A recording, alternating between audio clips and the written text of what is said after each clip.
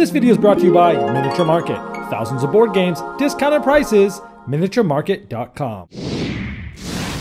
Hello my friends, it's the Game Boy Geek here. Today we're going to be going into space with our spaceship, and we're going to be trying to sell goods and trying to manipulate the stock markets in order to get the best price for our goods. Today we're looking at Star Cartel. This is from Osprey Games. It is for 3 to 6 player, and it's a lighter, quick, stock manipulation market game. So let me show you how it's played, and I'll see you on the other side.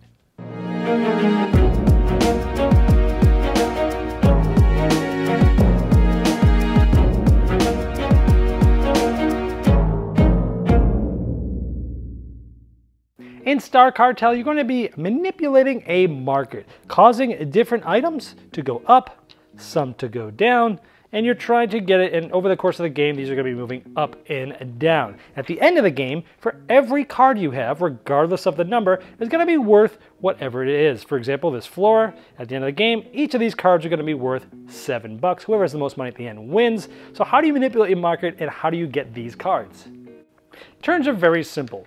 You will be taking a card from the bottom row by default on most turns. And when you take one of these cards, you can also either take any of the other cards in the same row, or you could take the card just above it. So for example, if I wanted to get this, I could take this, and then as soon as I take that, these slide down, which means that you can take any of these in the bottom row, including the one that was just above it. So when you're looking at these, you're like, oh, I could take this, and I could take this, or any of these. So when I took this slid down, and I also wanted the one that was above it, and now this will slide down, and then this would fill up for the next turn. Lots of flora coming out. So I place these in front of me. My ship, this is a starting ship. All the starting ships have a capacity of 7. Right now I'm at 5 by adding these 2 up. Let's say next turn, I grab this. Now I can never go over the capacity. So I'm at 7, which is perfect. At the end of my turn, even after I've loaded the ship, I can immediately deliver if I exactly equal my ship's capacity. By the way, if for some reason you could not pull any number, because you'd go over, you just deliver that turn instead of pulling.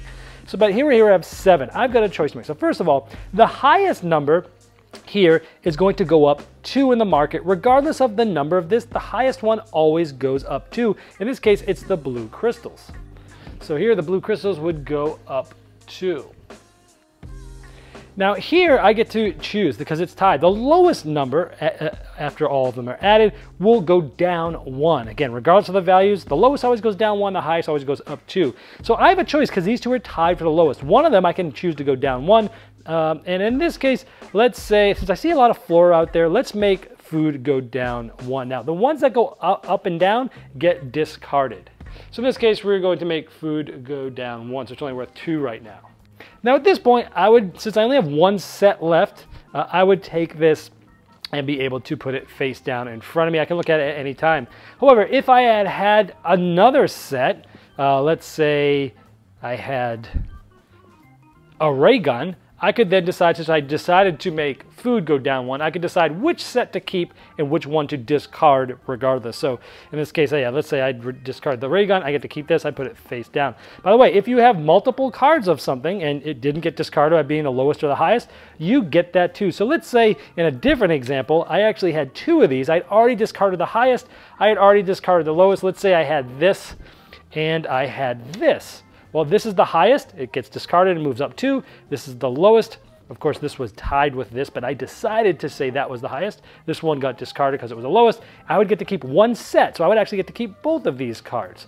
And that's how it works. Once you get a ship finished, you then would take the next ship. And these ships are in order. They go lower to higher.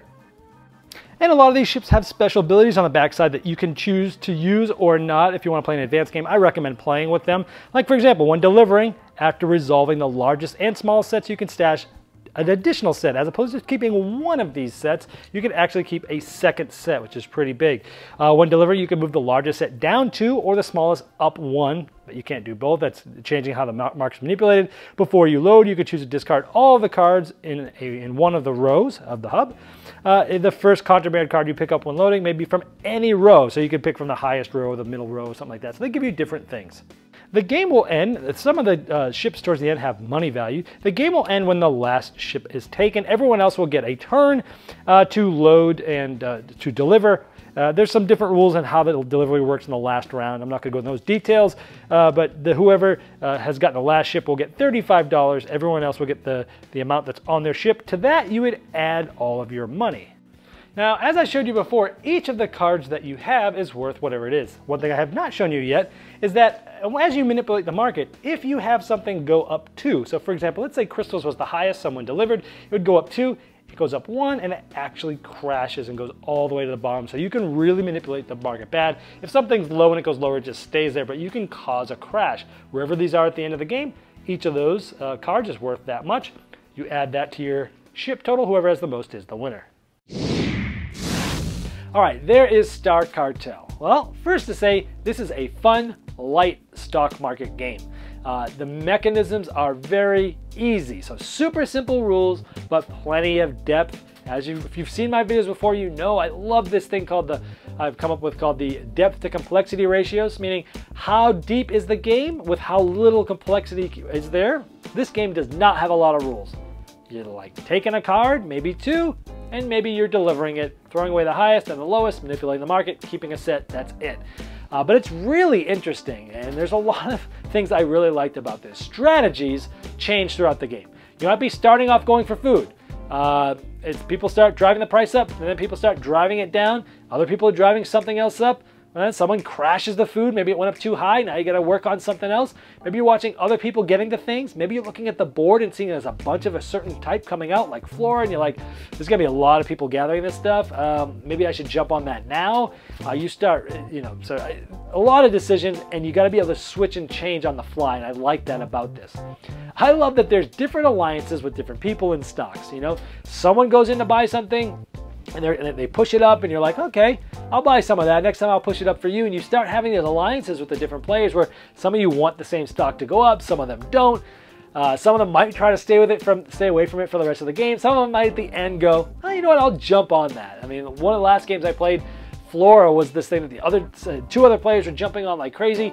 I was trying to drive it down, but at the end I was able to get 3 cards of that, so that at the end I changed and started to help drive it up with them, and my alliance changed. I thought that's a really cool aspect of this game. The choices of setting yourself up for ties as you're loading your ship up, trying to make sure you have a lot of different decisions that you can make. Setting up for ties is huge because you can then decide, well, which thing's going to go up, which thing's going to go down, because you don't want to commit too early to things. As it comes back around, you're ready to deliver that. You can change on a whim and say, you know what, I was gonna crash this one or make this one go down, but now I'm gonna make this go down and it's picked up based upon what just happened. So setting up for ties is some interesting choices as well. The end game has some interesting timing changes that really change the way you think about it, because that last ship is worth, I think, 10 more points than the ship before it.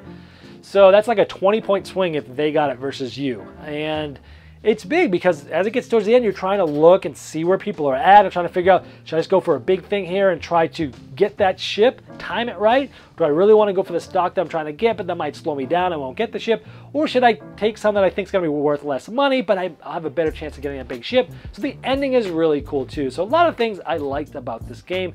Excellent stock market game. Anything I don't like about it? This game could be prone to analysis paralysis because there is a lot to think about, even though it's simple. You're looking at the board, you're looking at the cards, maybe using some of the special abilities like, hey, you can take something from any row, and you're like, woof, your brain just kind of explodes a little bit. And I don't typically get AP, but this game had me stop and think and say a couple of times, like, guys, sorry, there's just so much to think about, even though it's so simple.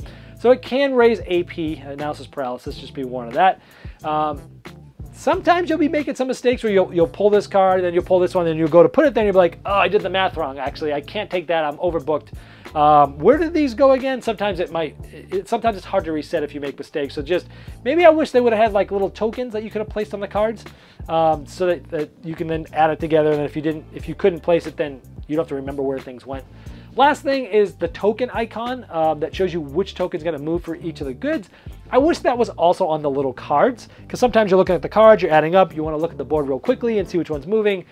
Just something that would have made the game flow a little better. That's it. I highly, highly recommend this game. If you like stock market games at all, this is the box said 30 minutes about. This is longer than that. Even with 3, it takes about 45 minutes. With more, you could take about an hour just because of how much thinking there is in the game. But for an hour or less stock market game, it's very good, very streamlined, and it's super exciting. So much so that I'm going to be adding it to my gaming library. So let's induct this properly with a saxophone serenade. This has been the Game Boy Geek, helping you find and enjoy the next board game you'll love.